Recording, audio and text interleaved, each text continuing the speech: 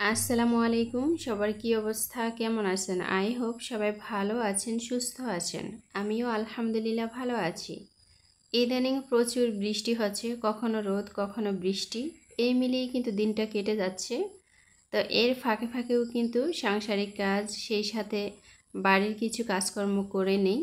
তো আজকের ভিডিওটি কী নিয়ে সাজিয়েছি দেখতে থাকুন। দেখতে দেখতে যদি ভালো লেগে যায় তাহলে আমার সাথেই থেকে যেতে পারেন। আমাদের বাড়িতে কিন্তু মাশাআল্লাহ অনেকটি লেবু গাছ রয়েছে। এখন কিন্তু লেবুর সিজন, এটা সবাই জানেন। আর আমাদের গাছে মাশাআল্লাহ অনেক লেবুই ধরেছে। তো মাশাআল্লাহ দেখতে পাচ্ছেন লেবুগুলা কিন্তু খুবই বড় বড়। আর এই লেবুর গ্রানটা কিন্তু খুবই সুন্দর, তবে খোসাটা কিন্তু একটু ভারী হয়। এলাচি লেবু যেটা, সেটার খোসাটা কিন্তু একটু পাতলা হয়। তো এই লেবুগুলা কিন্তু একটু লাল হয়ে গেছে, মানে পেকে যাচ্ছে। তো যেহেতু পেকে যাচ্ছে, তো লেবুগুলো ছিঁড়ে নিচ্ছি বিক্রি করে দেওয়ার জন্য। এত লেবু গাছে আছে, এত লেবু তো আর একসাথে খেতে পারি না, তাই না? তো আজকে লেবুগুলো ছিঁড়ে নিচ্ছি, তবে লেবু গাছে কিন্তু কাটা আছে, যার কারণে একটু সতর্কতার সহিত কিন্তু লেবুগুলো তুলতে হয়। আর লেবু তুলতে আসলে প্রত্যেক সময় কিন্তু আমার হাতে কাটা ঢুকে যায়, এটা ঢুকবেই, এটা স্বাভাবিক। কোথাও না কোথাও একটু ছিদ্র হয়ে যাবে, রক্ত বের হবে। আর কাঁটাগুলো যখন হাতে লেগে যায় তখন কিন্তু খুব বেশি পেইন হয়। তো যাই হোক, আর লেবুগুলা কিন্তু খুবই রসালো, ভিতরে কিন্তু অনেক বিচি থাকে এই লেবুর। আর সেই সাথে লেবুর সেন্ট কিন্তু খুবই সুন্দর। তো এখন যেহেতু গরম, সব সময় কিন্তু লেবুর শরবতটা খাওয়া হয় আমাদের। আমাদের বাড়িতে কিন্তু অনেক ফলের গাছ রয়েছে, বলতে গেলে আমাদের বাড়িতে যে আয় ব্যয় হয় এসব দিয়ে কিন্তু আমাদের সংসারটা অনায়াসই চলে যায়। আর বাড়িতে আয় ব্যয় থাকা কিন্তু ভালো। দেখা যায় আমার হাতে যখন টাকা না থাকে, বাড়িতে ফল গাছ হোক বা যা কিছু থাকে তখন বিক্রি করে সেখান থেকে কিন্তু সংসারে যা যা খরচ হয় তা কিন্তু কিনে আনা যায়। এভাবেও কিন্তু সংসার চালানো যায়। আর প্রত্যেক মানুষের কিন্তু চিন্তা থাকে ভবিষ্যৎ নিয়ে, যে আমি ভবিষ্যতে কি করব। যাদের অনেক সম্পদ থাকে বা বাড়িতে অনেক ধরনের গাছগাছালি থাকে বা বাড়ি থেকে আয় করার মতো কোনো কিছু থাকে, তাদের কিন্তু ভবিষ্যতের কথা চিন্তা করতে হয় খুবই কম। যেহেতু তাদের অনেক সম্পদ আছে বা বাড়ি আছে বা বাড়ি থেকে আয় হয়, তাদের চিন্তাটা কিন্তু খুবই কম হয়। তো আলহামদুলিল্লাহ, আমার মাসে কিন্তু তেমন খরচ হয় না। আমার প্রত্যেকটা ভিডিও চেক করলে আপনারা দেখতে পাবেন আমি বাড়ি থেকেই কিন্তু অনেক ধরনের ফল বলেন, সবজি বলেন, বাড়ি থেকেই নিতে পারি। তো এভাবেও কিন্তু আমার সংসারের খরচটা খুবই কম হয়। আমি একটু পরিশ্রম করি বলেই কিন্তু আমার সংসারের খরচটা কম হয়। আর প্রত্যেকটা নারী কিন্তু বুদ্ধি খাটিয়ে চললে সংসারের খরচটা অনেকটাই কমাতে পারে। প্রত্যেক মাসে চাইলে সে 5,000 10,000 টাকা সেভ করতে পারে সংসারের খরচ থেকে। কথা বলতে বলতে এখানে কিন্তু অনেকগুলোই লেবু ছিঁড়ে নিয়েছি, দেখতেই পেয়েছেন। তো এই লেবুগুলো কিন্তু এখন গুনে একটা প্যাকেটে ভরে নিচ্ছি।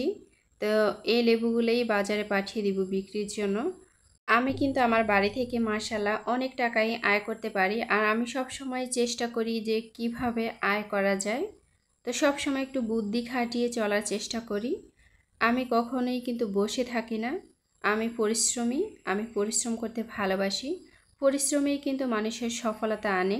বসে বসে খাওয়ার চাইতে পরিশ্রম করে খাওয়াটাই কিন্তু সবচেয়ে ভালো, যতই না থাকে। তবে একটু একটু করে খেলে কিন্তু সব কিছুই ফুরিয়ে যায়, এক সময় আর কিছুই থাকে না। তো এটা সব সময় প্রত্যেকটা মানুষের মাথায় রাখা উচিত। এবার চলে এসেছি আনারসের বাগানে। এই আনারসের বাগানে কিন্তু আমাদের তেমন পরিচালনা করতে হয় না, জাস্ট লাগিয়ে দিবেন, হয়ে যাবে। আপনার যদি অল্প জায়গা থাকে, সে অল্প জায়গাতেই আপনি লাগিয়ে দিবেন। আনারস খাওয়ার পরে আনারসের উপরে যে চারাটা থাকে বা যে গাছটা থাকে, সে গাছটাই আপনি লাগিয়ে দিবেন। এটাও কিন্তু আপনাকে অনেকটাই সফলতা দেবে। যেমন আপনি ফ্রেশ ফল খেতে পারবেন, তেমনি অনেক টাকা সঞ্চয় করতে পারবেন। তো আমি এভাবেও কিন্তু অনেক টাকা সঞ্চয় করে নিই। যেমন আনারসের যখন সিজন আসে তখন কিন্তু আমি আমার বাড়ি থেকেই খেতে পারি আলহামদুলিল্লাহ। আমাদের এই আনারসের বাগানটা আমরা কিভাবে সাজিয়েছি একটু বলে নিই। বাজার থেকে আনারস কিনে এনে আনারসটা খেয়ে নিয়েছি। আর আনারসের উপরে যেই চারাটা ছিল সেটাই লাগিয়ে দিয়েছি। এভাবে করেই আস্তে আস্তে করে আনারসের বাগানটা বড় করে নিয়েছি। এখন আর বাজার থেকে আনারস কিনে খেতে হয় না, এখন আলহামদুলিল্লাহ বাড়ি থেকেই খেতে পারি। তো এভাবে বুদ্ধি করে যদি একটা নারী চলে, চাইলে কিন্তু সে সংসারের জন্য অনেক উন্নতি করতে পারে আর অনেক টাকাই প্রত্যেক মাসে সেভ করতে পারে। জানি না আনারস কার কতটুকু পছন্দ, তবে আমার ভীষণ পছন্দ। আমি আনারসটা খেতে ভীষণ ভালোবাসি।